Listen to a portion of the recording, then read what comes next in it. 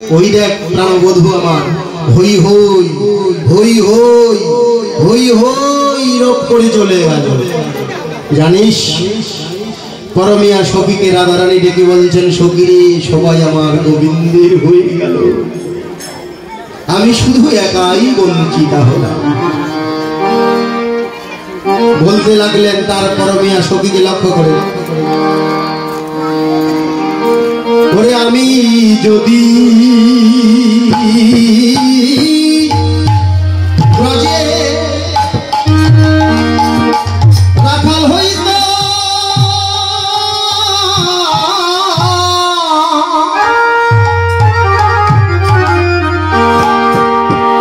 ওরে প্রাণবধূর শোনে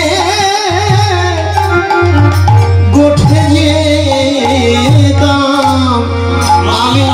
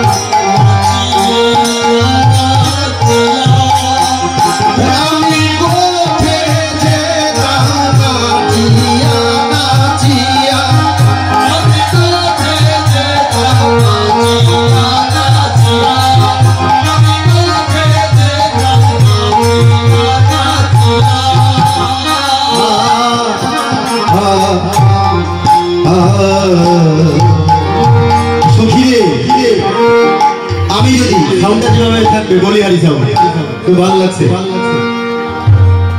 এবার সখীদের বলছে, সখীরে যদি ব্রজের রাখাল হতাম তাহলে আমি প্রাণবধূর সঙ্গে গোঠে যেতে পারতাম, কিন্তু সেই সৌভাগ্য তো আমার হলো না। শোন, আবার মনে রাখতে অনুরাগের কথা বলতে লাগবে, ওরে আমি যদি ব্রজে মেঘ হইত,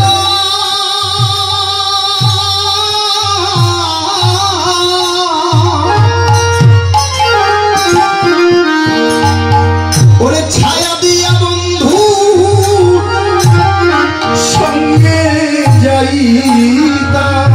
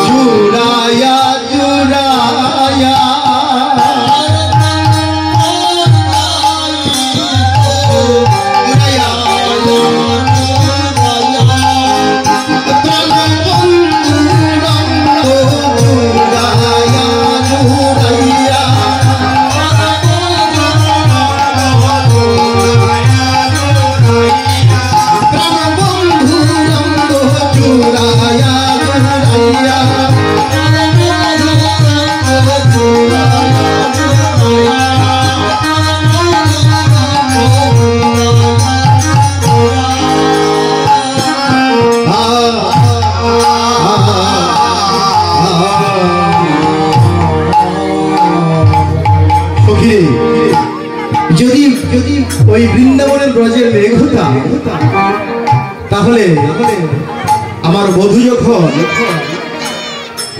গোঠে যেত আমি মেঘ হয়ে বন্ধু রঙে ছায়া দিতে দিতে কিন্তু সেই সৌভাগ্য তো আমার হলো। এবার তার পরমিয়া সখী তুলসীকে লক্ষ্য করে মনের বেদনা বলতে হবে, কারণ ব্যথিক ছাড়া তো ব্যথার মর্ম বোঝানো যায় না। হ্যাঁ কি গো দিদি, ব্যথিক ছাড়া ব্যথার মর্ম বোঝা যায়? হরি বল।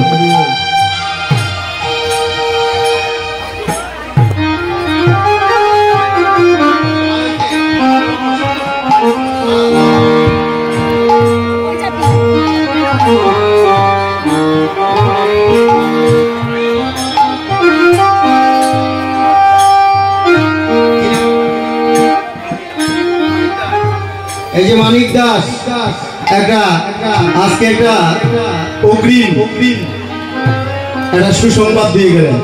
আমি এর আগেও এসেছিলাম, আমার মনে আছে। ওনার জামাইবাবু বোধহয় সম্ভবত অসুস্থ ছিল, হ্যাঁ হার্টের প্রবলেম ছিল, তিনি এখন সুস্থ। এই ভক্তের কাছে করুণা ভিক্ষা কৃপা ভিক্ষা যে সুস্থ আছেন, এবং তিনি বলেছেন আজকে তিনি 500 টাকা দিয়ে এই আশীর্বাদ করেছেন, এবং তিনি একটি সুসংবাদ দিয়েছেন। এই বছর তো চলে গেল, আগামী বছর অষ্টকালীন যেদিন হবে সেদিন ভক্তের যত প্রসাদের আয়োজন আছে তিনি করবেন। হরি বল, হরি বল, হরি বল।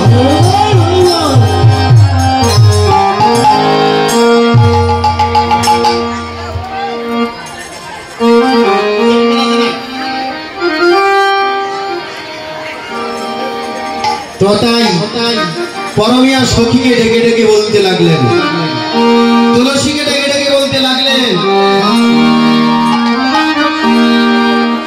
কি বলতে লাগলেন? ওরে রাধিকা রূপসী লইয়া তুলসী কহে মধুর কথা,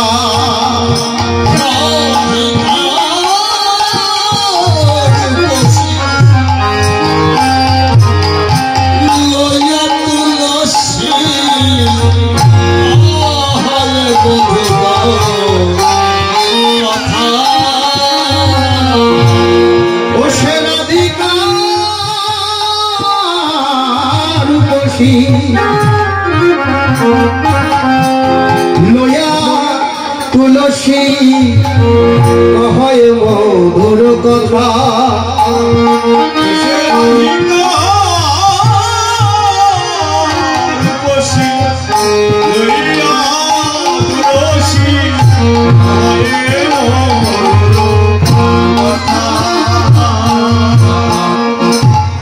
মধুর কথা কি কথা বলি, মধুর কথা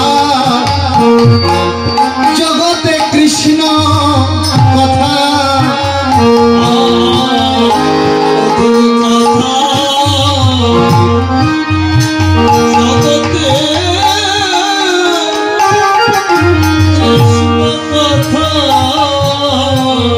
মধুর কথা জগতে কৃষ্ণ কথা,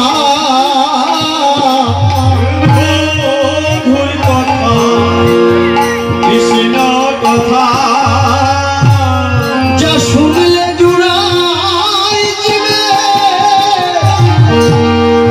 কৃতাম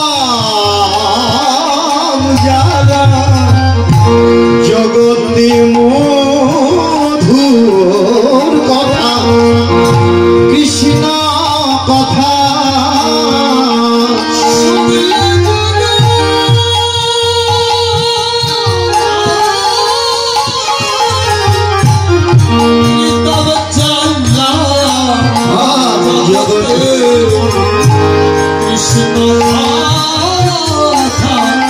মধুর কথা বলি তুলসী রে